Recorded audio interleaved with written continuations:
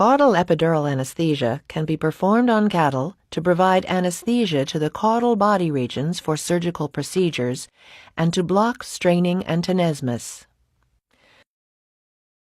Epidurals are administered in the epidural space between the first and second caudal vertebrae. This space is identified by gently lifting the tail up and down while simultaneously palpating for the first freely movable joint caudal to the sacrum. Once the proper site has been identified, the area should be clipped and surgically prepared. An 18-gauge 3.75 centimeter sterile needle is generally used to deliver the anesthetic, except in very large patients who may require longer needles. Locate the space with your finger. Insert the needle on the dorsal midline, directly over the space at a slight caudal to rostral angle to the skin.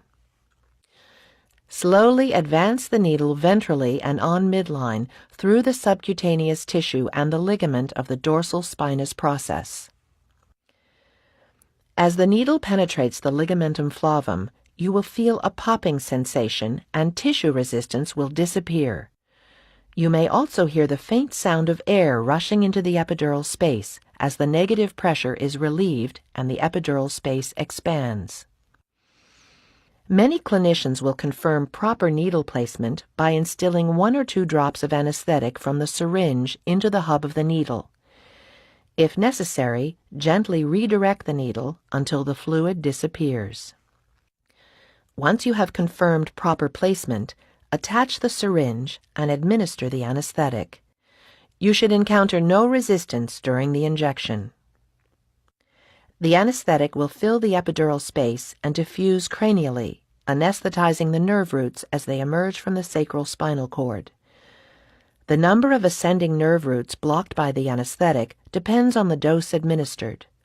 Typically, 3 to 6 milliliters of anesthetic is used to block sacral nerves 5, 4, and 3, while the lumbar nerves are left unblocked to avoid problems with patient locomotion and hind limb function.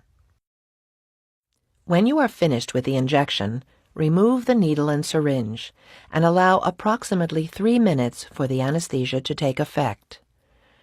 You can check the efficacy of your block by evaluating the tail tone of the patient.